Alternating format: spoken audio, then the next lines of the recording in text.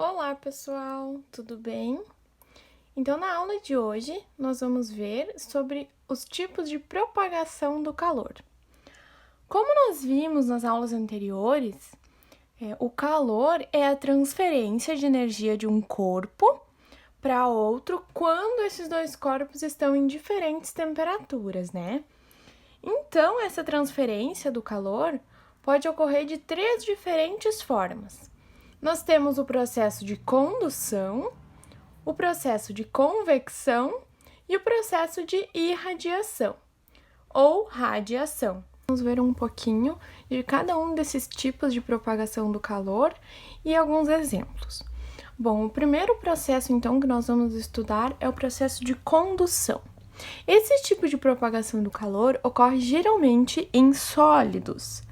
Esse processo a gente pode notar quando nós temos dois corpos com diferentes temperaturas, né, que são colocados em contato. As moléculas do corpo que vão estar com maior temperatura vão transferir parte da sua energia para o corpo com menor temperatura. Isso tudo através da agitação das moléculas, né?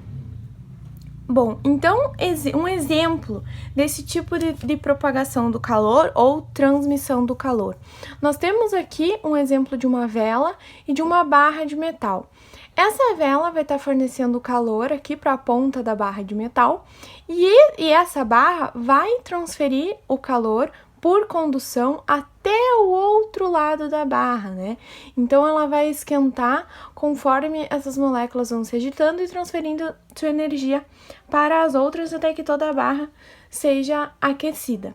Outro exemplo de propagação do calor através da condução é quando estamos passando roupa com o ferro elétrico e o ferro elétrico passa calor, né? Transfere energia para essa roupa em que está sendo passada. Ou então quando colocamos um café quente dentro de uma xícara e essa xícara vai esquentar com o calor do café, né? Bom, existem materiais que são bons condutores de calor e outros que são maus condutores de calor. A partir disso, nós temos os chamados condutores térmicos e os chamados isolantes térmicos. Bom, temos uma tabelinha aqui que pode representar esses valores de condutibilidade ou condutividade térmica, né? Aqui temos alguns materiais, por exemplo, o cobre, o alumínio, o ar aqui no final. Nós podemos ver aqui que o cobre tem uma condutibilidade térmica muito maior que do ar, né?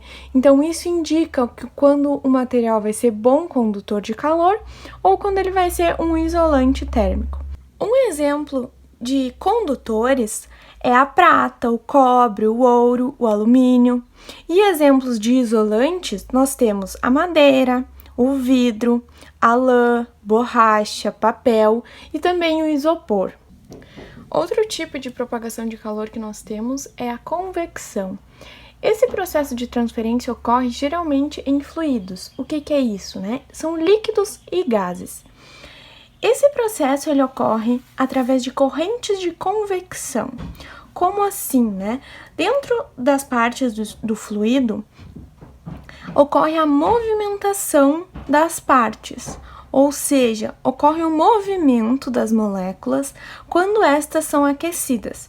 As moléculas com menor temperatura vão ir para baixo e as moléculas com maior temperatura vão para cima.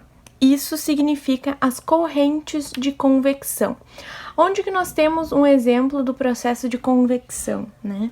No funcionamento da geladeira, no aquecimento de água dentro de uma chaleira, ou então no funcionamento do ar-condicionado. Então, o que vai acontecer quando nós ligamos um ar-condicionado para refrescar um cômodo da casa, né? O ar frio que vai sair do ar-condicionado, por ser mais denso, ele vai descer. E o ar quente, que está na região inferior aqui na parte de baixo, por estar menos denso, ele vai subir. E assim sucessivamente, formando aqui uma corrente de convecção, onde o ar frio vai descer e o ar quente vai subir. O mesmo ocorre na geladeira, por exemplo. O ar frio que está próximo ao congelador na parte superior, geralmente, né, na geladeira, esse ar frio vai descer e o ar quente vai subir, formando a corrente de convecção para que resfrie todos os alimentos dentro da geladeira. O terceiro e último tipo de propagação do calor que nós vamos estudar é a irradiação, em alguns materiais chamada somente de radiação. Esse processo ocorre através de ondas eletromagnéticas. O que isso vai implicar, né? Que esse processo pode ocorrer no vácuo, diferente da condução e da convecção, que precisam de um meio material para ocorrer. Esse processo, ele ocorre da seguinte forma: quando a radiação atinge um objeto, vai aumentar a vibração das partículas elétricas no interior das suas moléculas, das moléculas desse objeto. Com isso, a temperatura vai aumentar. O que nós temos de exemplo para essa transmissão de calor através da irradiação? O calor do Sol que chega até a Terra, né? Esse que é um processo super importante para a nossa sobrevivência na Terra, né? Esse processo ocorre através da irradiação. O calor do Sol chega até a Terra. Um outro exemplo do processo de transmissão de calor por irradiação é quando o calor de uma fogueira esquenta as nossas mãos, né? De uma fogueira ou de uma lareira. Esse processo está ocorrendo através de ondas eletromagnéticas. Não é por condução, porque nós não encostamos na fogueira, né? E também não é por convecção, porque nós não estamos falando de correntes de convecção, não estamos falando somente de fluidos, né? Então, esses exemplos são do processo de irradiação. Bom, então agora nós vamos resolver alguns exercícios referente aos tipos de propagação do calor. O primeiro exercício diz o seguinte: na física, está certo falar "o meu agasalho é quente"? Bom, na física, essa afirmação não está correta. Por quê? Porque o agasalho, ele funciona como um bom isolante térmico. Ele não é quente, ele apenas evita que a energia do nosso corpo seja transferida para o ambiente. A segunda pergunta diz o seguinte: nos dias frios, é comum colocarmos vários cobertores sobre o lençol na cama. Quando deitamos, a cama está fria. Por que isso acontece? Bom, a resposta para essa pergunta seria o seguinte: os cobertores, eles não aquecem a cama. Eles evitam que o calor do nosso corpo seja transferido para o ambiente, o mesmo que acontece com o agasalho, né? Eles evitam que o calor do nosso corpo seja transferido para o ambiente externo.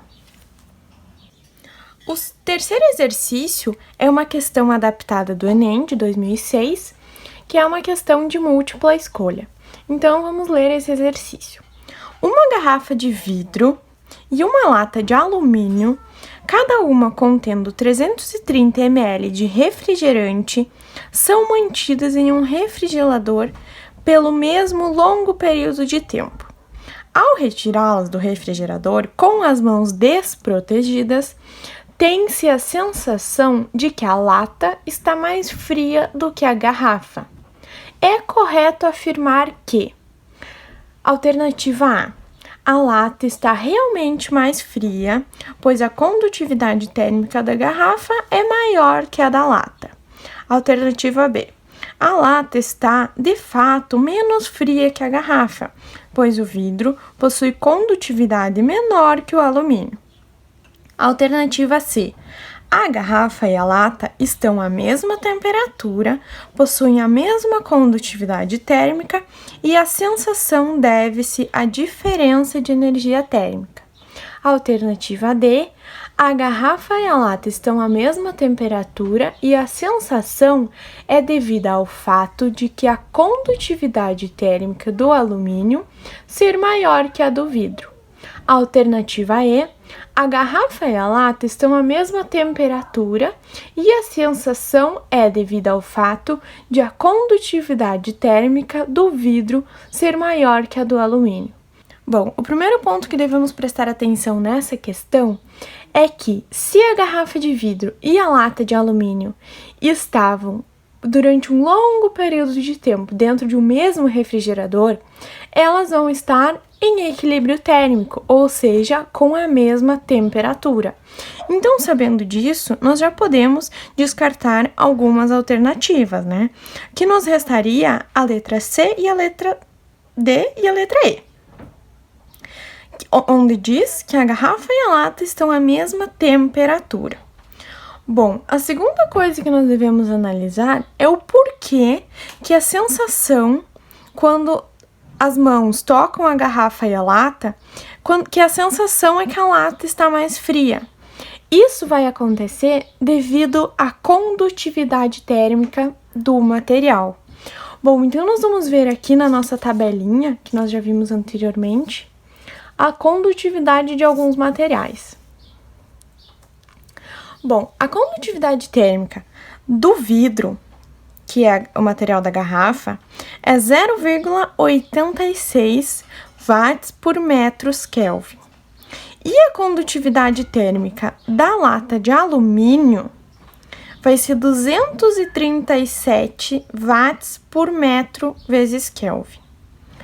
Bom, então nós podemos ver que são dois valores bem diferentes e a condutividade do alumínio é bem maior do que a do vidro.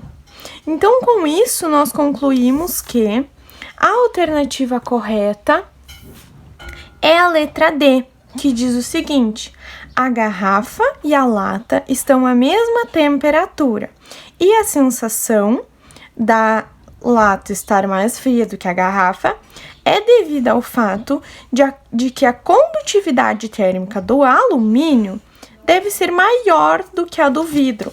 Então, aqui na tabelinha, nós concluímos que a condutividade térmica do alumínio, sim, é maior do que a do vidro. Então, para a aula de hoje era isso. Muito obrigada pela atenção. Até a próxima!